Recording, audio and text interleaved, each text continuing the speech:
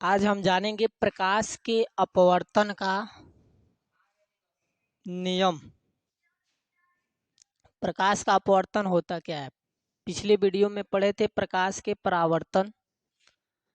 आज प्रकाश का अपवर्तन देखेंगे कि प्रकाश का अपवर्तन कैसे होता है। कि परिभाषा उसकी होती है कि जब प्रकाश एक माध्यम से चल के दूसरे माध्यम में प्रवेश करती है तो अपने मार्ग से विचलित हो जाना, यानी वो अपने मार्ग से क्या हो जाएगी? विचलित हो जाएगी।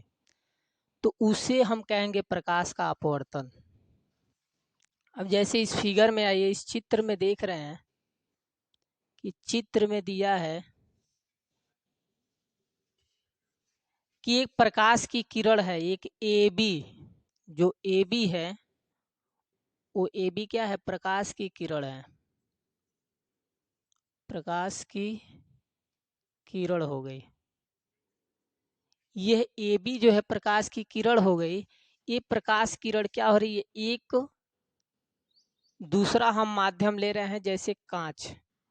उस कांच पे जब प्रकाश की किरण जा रही है तो अंदर, बाहर से जा रही है, अंदर जाने के बाद ये सीधा न जाकर, यानी इसकी दिशा डायरेक्शन सीधा होगी, सीधा न जाकर ये क्या हो रही है? अपने अभिलंब की तरफ झुक जाती है। तो उस क्रिया को कहते हैं हम प्रकाश का अपवर्तन। अब इस प्रकाश के अपवर्तन में ए बी जो है इस पे पड़ी, इस कांच पे जाने के बाद ये ए बी क्या हुई? बी सी की दिशा में चली जा रही है, यानी ये यस के दिशा में न जाकर बीसी की दिशा में चली जाती है, यानी प्रकाश का क्या हो रहा है? अपवर्तन हो रहा है। तो इसका कहने का मतलब हम एक माध्यम से जब दूसरे माध्यम में जाते हैं तो अपने मार्ग से विचलित हो जाना प्रकाश का क्या कहलाता है? अपवर्तन कहलाता है।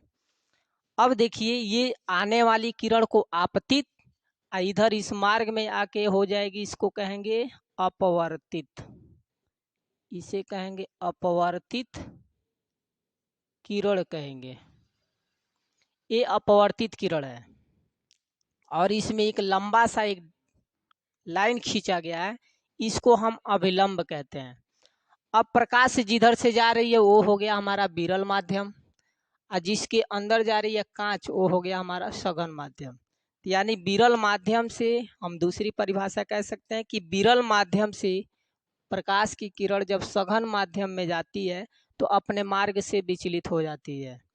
जैसे विरल का मतलब खुला स्थान होता है तो उसमें हम सीधी रास्ते में चलते जाएंगे, और वही सघन होगा तो थोड़ा अपने मार्ग से डिसबैलेंस हो जाता है, यानी सीधा न चल के टेढ़ा मेढ़ा हो जाना। तो यहाँ इसका कहने का अर्थ कि यहाँ देखिए, जब विरल है तो अभिलंब से दूर है, और वही सघन में जा रहा है तो अभिलंब के पास आ जा रहा है, यानी इधर विरल में अभिलंब से दूर है तो सघन में जाएगा तो अभिलंब की तरफ झुक जाएगा।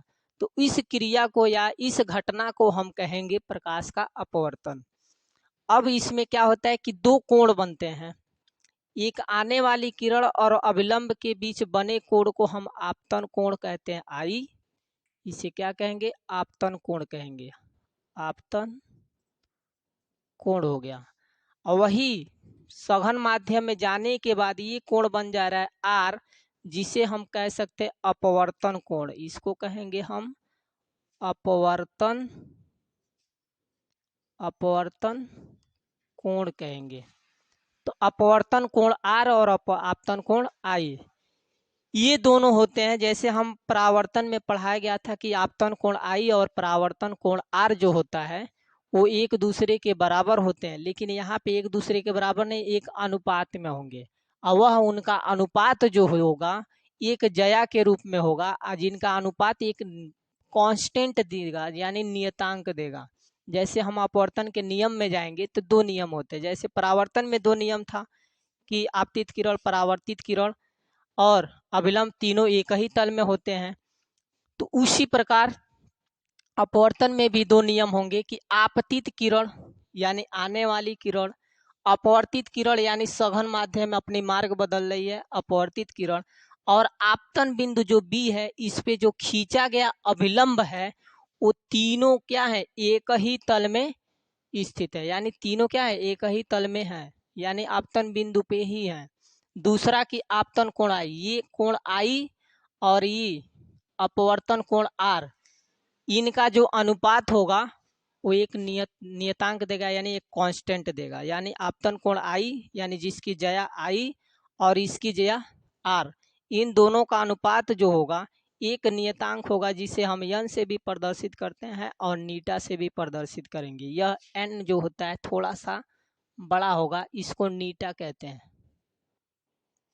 ये नीटा होता है। तो नीटा हम कांस्टेंट को नीटा भी कह सकते हैं, यन भी कह सकते हैं, यानी ये एक अपवर्तनांक जिसको कहा जाता है यन, यानी नियतांक होता है। आगे हम अपवर्तनांक के बारे में जानेंगे।